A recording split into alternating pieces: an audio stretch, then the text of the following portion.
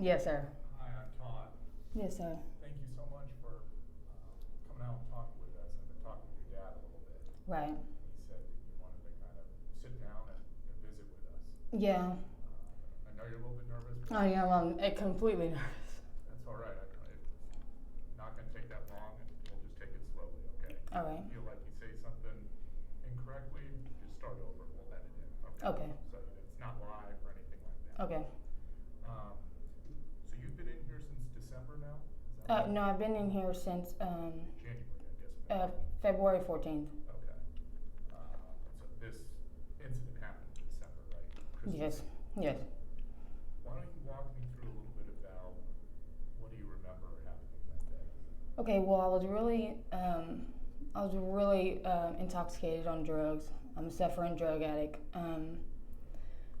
That night, I just was so worried about Christmas presents, and I was hanging out with a girl, and I just met her, and we did some drugs together, Xanax bars, and I shouldn't have been on the road. I hit a couple people up, and I just took his item, and the news made it out to be, and the people, period, the public has made it out to be that I had a gun, and I didn't have a gun. Did I take his item? Yes, but I didn't have a gun when I did it. You know, they made me out to be like this middle-aged woman that is just seeking out, kids to rob, and that's not what happened. I was just really intoxicated. I shouldn't have been driving. I shouldn't even, and I feel so bad for doing it, But I didn't just wake up and say, you know what, this is what I'm going to do today. And the indictment here, the indictment says right. you did have a firearm. Yeah, the indictment did, and the video doesn't, doesn't really, help my case much. But, I'm not sure quite why, or the circumstances of what his part of the story is. I really don't know his side of the story. I just really want to make a public, apology for what happened that night. And, I didn't have a gun. And I take full responsibility for taking his item. Talk to me a little bit about that. You want to, you do in a way, you said you do want to apologize. Yes. Yes. Elaborate on that. Why do you think that's necessary? Because it's not right for me to take his item on any day, and definitely because it was his, and I had no right to do that. And I am very sorry, and I just, sometimes you think about how a couple of seconds of your life can ruin it, and that's my life right now. This might be a little difficult. Can you talk to me a little bit about your addiction? Your dad kind of told me a little bit that you've been involved with drugs and meth. Is that right? Yeah, since I was 14. Since you were 14. You think that played a big role in this? Well, yeah. You just, when you're on drugs, you do whatever, and some people don't really understand what it's like to be an addict. And I'm not trying to downplay it or make excuses for it, but there's some things that I've done in my life and I can't give an honest answer to, things that I'll always regret. There's things that I've done to myself that I know that I shouldn't deserve, and that I would never speak about because it's just so low. But it's what I sell myself for, being an addict. So you've been in here close to 6 months now. Yes. How hard has that been? Well, it's been a lot easier now. I got a sponsor. I attend AA every week. But it's still, knowing that they offered me 40 years, ag. And knowing that my addiction has took everything from me, it's hard. You said you've got, you're an AA. Yeah. You've got a sponsor. Yes, sir. Has that, obviously you've been clean now since you Yeah. How you kind of have a different outlook on stuff now? Yeah, you're not ready until you're ready. You don't know what you want until it just, it came to me kind of in my sleep, really. I was laying down and I'm just tired of this lifestyle. I've been locked up in institutions since I was 10. and it just, nothing changes till nothing changes. And my sponsor, I can really just talk to her, you know. And there's no other way of life for me right now except getting clean, whether it be in institution or, you know, in the world. But You've got I think for later this month, you've got a trial date, but it might be pushed back. Yeah. It sounds like. What do you expect to happen with this trial? Well, I'm not quite sure, actually. I know my attorney's working real hard to get my case together, but you know, I'm pretty sure it's just going to be a waiting game at this point. But I definitely wanted to reach out and let my victim know that I was terribly sorry. And if there's anything that I can do in the meantime, then, you know, but I'm taking full responsibility for the actions that I did do. You're just insisting that, would you remember if you had a gun? Yeah, I would definitely remember if I had a gun. The part of the neighborhood that I'm from, we don't act like we have guns or anything like that. But yes, I would remember if I had a gun. So was the other person, because you were with someone else in that car, right? Yeah, but she was just a random girl, and I know she didn't have a gun. And the story is that he said that I had the gun. So, but yeah, I would definitely remember if I had a gun. But I don't really know why his side of the story is that way, but hopefully that comes out in the trial also. You guys, this was something, he was advertising a hoverboard essentially, right? Yes, sir. On this app. Yes, sir. You guys arranged to meet at this gas station, is that what had happened? Yes, sir. And do you remember much about actually meeting him there, or is that kind of blurry? Well, I kind of remember, you know, I remember talking to him. And then it just, something in my mind just said, pick it up and go. And that's what I did. And I can't even tell you where I went the rest of the night. I can't. It was, as you said, it got a lot of attention. It's kind Yes. of bizarre Right. situation. It was Christmas Eve. Right. Too.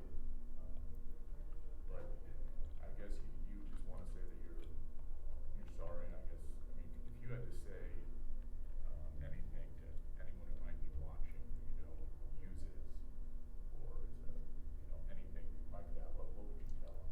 Just any other? It's just not worth it. It's just completely not worth it. Because regardless of how this trial ends up, I may not go home. So. It's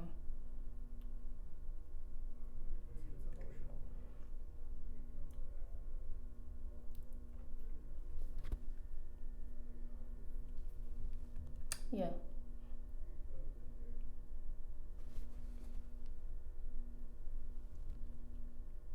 You had a lot of time to think, kind of. Yeah.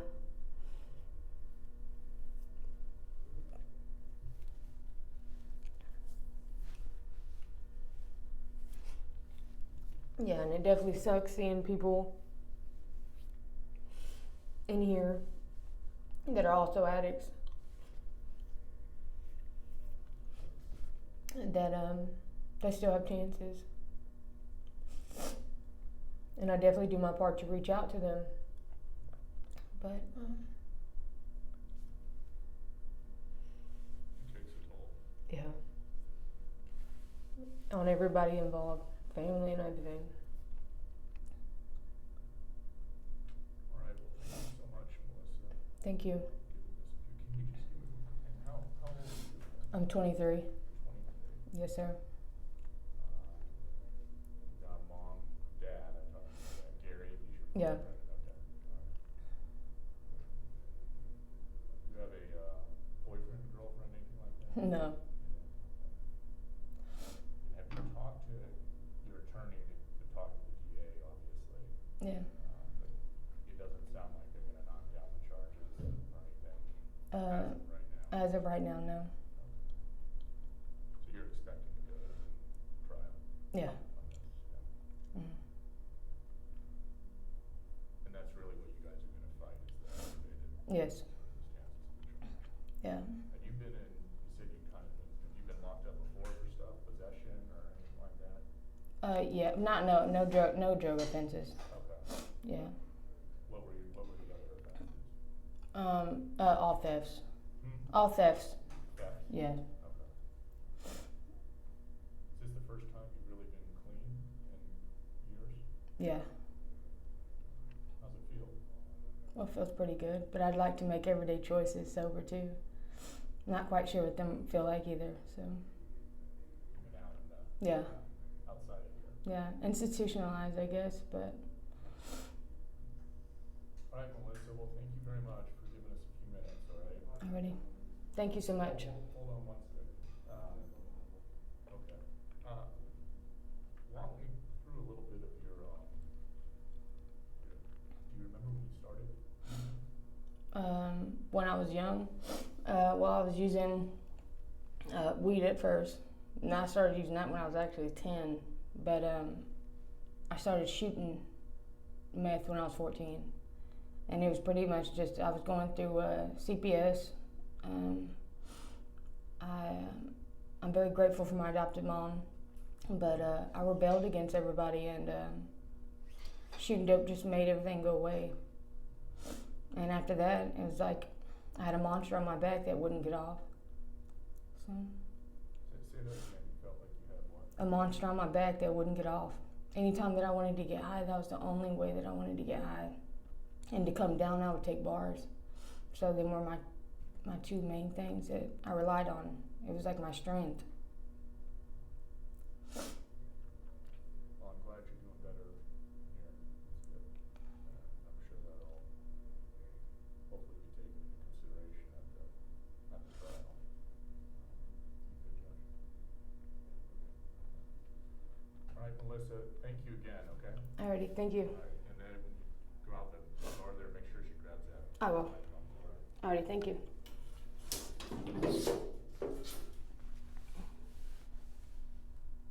Alright.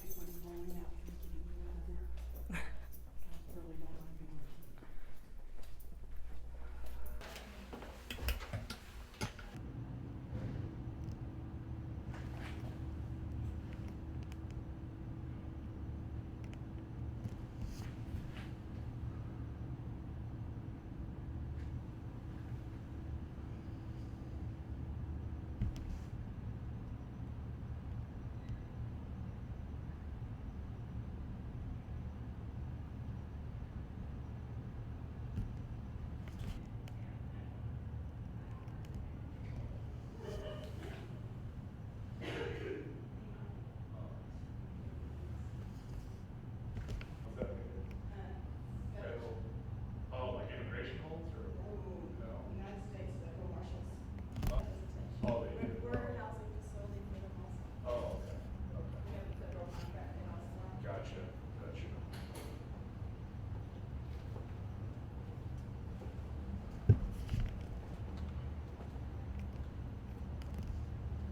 You guys do ice holes? You guys do ice holes? If they come in. Sure.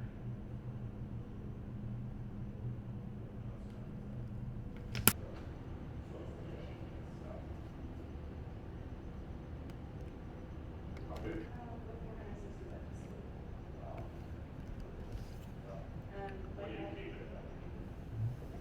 Normally. Oh, really? Okay. Wow.